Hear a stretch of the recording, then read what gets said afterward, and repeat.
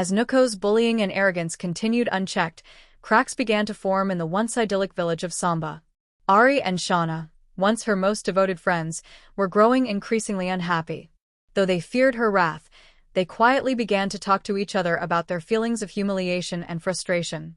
One day, during a village festival, Nuko decided to publicly mock Ari and Shauna in front of the entire village. She gathered a crowd of ducks, pointing out the pair's flaws in a cruel and dramatic manner. However, this time, something unexpected happened. The crowd didn't laugh. Instead, an elder duck named Tima, respected for her wisdom, stepped forward. "Nuko," Tima said, her voice steady and calm, "beauty fades, but the way you treat others will always be remembered. Today, you may shine on the outside, but your heart is growing darker. If you continue this way, you will lose more than your beauty." The crowd murmured in agreement. For the first time, Nuko felt something she had never experienced before: doubt. The admiration that once surrounded her seemed to dim, replaced by silence and disapproving look. Over the next few weeks, things began to change. Villagers who once brought Nuko gifts stopped visiting her. Classmates who once flocked to do her bidding started keeping their distance. Even her teachers began holding her accountable for her homework. Ari and Shauna, emboldened by Tima's words, began to stand up for themselves. They refused to run errands for Nuko or tolerate her gossip. Slowly, they started gaining confidence and making new friends. At home, Nuko's parents, Dodo and Mama, finally realized the role they had played in creating her entitled behavior. They decided to teach her responsibility by assigning her daily chores and ensuring she contributed to the household. At first, Nuko was furious. She didn't understand why the world no longer revolved around her. But as days turned into weeks, she began to feel the loneliness of her actions. With no one to admire her or do her work, she was forced to reflect on her behavior. One day, Nuko approached Ari and Shauna at school. For the first time, she didn't command or criticize them. Instead, she said, "I'm sorry." Though it was hard for her to admit, she genuinely felt remorse for the way she had treated them. Ari and Shauna, though hesitant, accepted her apology. They told Nuko that they had always admired her but wished she had treated them as equals rather than servants. Nuko realized she had a long way to go to earn back the trust of her peers and the villagers. She started small, helping classmates with their work instead of asking them to do hers. She joined her siblings in their household chores and even began assisting her parents in their work. With Tima's guidance, Nuko volunteered to help organize village events and spent time mentoring younger ducklings. Her natural charisma, once a source of arrogance, became a tool for kindness and leadership. Over time, the village began to see a new side of Nuko. While she was still admired for her beauty, it was her actions that earned her true respect. By the time Nuko turned 15, she was no longer the boss of the village but a leader who inspired others through kindness and hard work. Ari and Shauna became her closest friends, and together, they taught others about the importance of humility and treating everyone with respect. The tale of Nuko shows that beauty and privilege can be fleeting, but kindness, humility, and genuine connections with others are what truly last. It is never too late to change, and even those who stray can find redemption if they choose the path of growth and self-reflection. As Nuko worked to redeem herself, not everyone in the village was quick to forgive. Some ducklings, particularly those she had humiliated, harbored resentment. Nuko realized that saying sorry wasn't enough, she had to prove she had changed through consistent actions. One fateful spring, heavy rains caused the nearby river to overflow, threatening the village of Samba. The floodwaters rose quickly, forcing the villagers to work together to save their homes and livestock. While others rushed to protect their families, Nuko saw Ari and Shauna struggling to save their small nest, which was in the direct path of the flood. Despite their past, Nuko didn't hesitate. She jumped into the icy waters and helped them carry their belongings to higher ground. Her bravery caught the attention of the villagers. Tima, the wise elder, praised her selflessness. "This is the Nuko we always hoped to see," she said. But the flood was not yet over. As the waters rose, two young ducklings went missing, Bim and Tim, twin brothers who often played near the river. Panic spread through the village. Nuko, determined to help, volunteered to search for them, even though the currents were strong and the task was dangerous.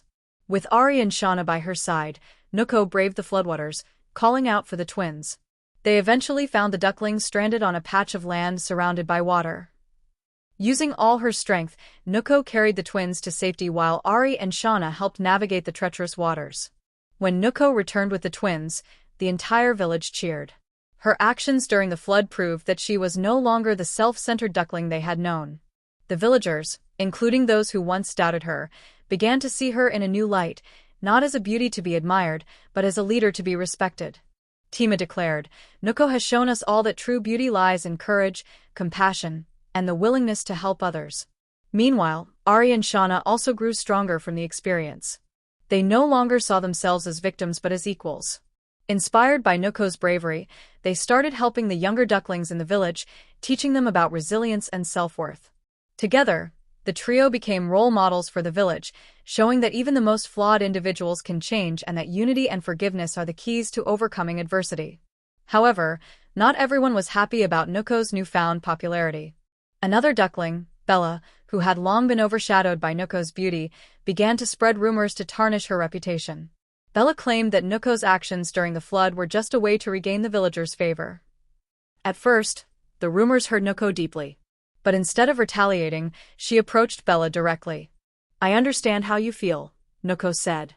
"I spent years making others feel small because I was afraid of losing my place in the spotlight.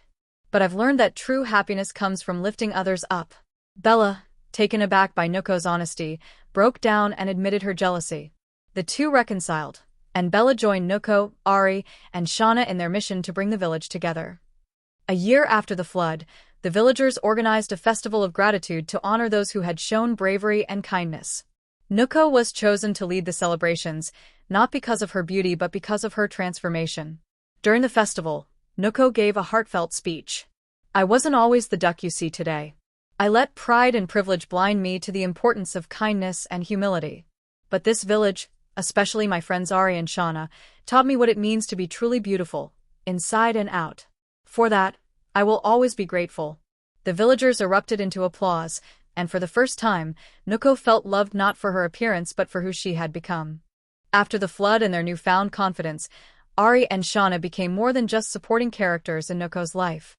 They began to take on leadership roles in the village themselves, inspired by their journey of overcoming Nuko's bullying. Ari discovered her talent for weaving intricate baskets and decorations from reeds, a skill that quickly gained recognition in the village. Her work became so admired that merchants from neighboring villages started purchasing her creations. She used her earnings to support her family and donate to the community. Ari's success made her a symbol of hard work and creativity. When Nuko noticed Ari's dedication, she offered to help promote her baskets during village markets, showing her support for Ari's independence. Shauna, once shy and reserved, found her voice in storytelling. She began sharing tales of bravery, kindness, and unity with the younger ducklings, captivating them with her vivid imagination.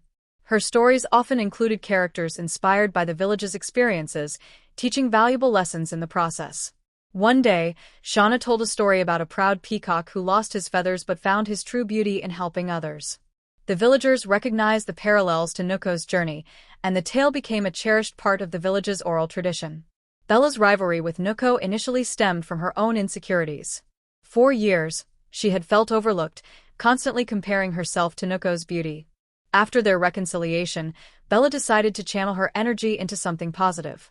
Bella started organizing activities for the village's younger ducklings, such as sports games and art competitions. Her dedication to nurturing the next generation earned her the respect of the villagers. Bella and Nuko even collaborated to organize a grand event, a village talent show to showcase everyone's unique gifts. Through her efforts, Bella learned that her true value lay in her ability to bring joy and unity to others.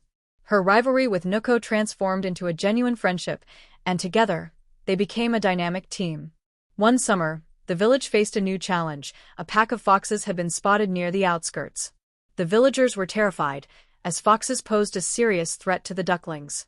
A meeting was called, and Tima suggested forming a patrol to keep watch and protect the village. Nuko, Ari, Shauna, and Bella volunteered for the patrol, along with a few brave drakes. During one of their patrols, the group encountered a young, injured fox cub trapped in a snare. The sight was shocking, as foxes were usually seen as enemies. Some villagers argued that the cub should be left to fend for itself, fearing its presence might attract adult foxes. However, Nuko and her friends saw an opportunity for compassion. Against the odds, they decided to free the cub and nurse it back to health. Their actions divided the village, with some criticizing their decision. But over time, the cub, whom they named Sly, became an unlikely ally. Grateful for their kindness, Sly grew up and warned the village whenever his kin ventured too close, earning the trust of even the skeptics. Years later, Samba became known not just as a village of beauty but as a place of harmony, resilience, and growth. Nuko, Ari, Shauna, Bella, and even Sly became symbols of how compassion and cooperation could overcome differences and challenges. The Festival of Gratitude was renamed the Festival of Unity, celebrated each year with storytelling, talent showcases, and acts of service to honor the lessons learned through the years. As an adult duck, Nuko often looked back on her childhood with mixed feelings. She knew she had made mistakes, but she also took pride in how far she had come. Sitting with Ari, Shauna, Bella, and their families one evening, she said, "We've all had our struggles, but together, we've shown that anyone can change and that our strength lies in how we support one another.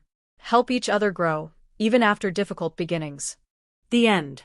Thanks for watching. Please leave a comment, share, like and subscribe to my channel.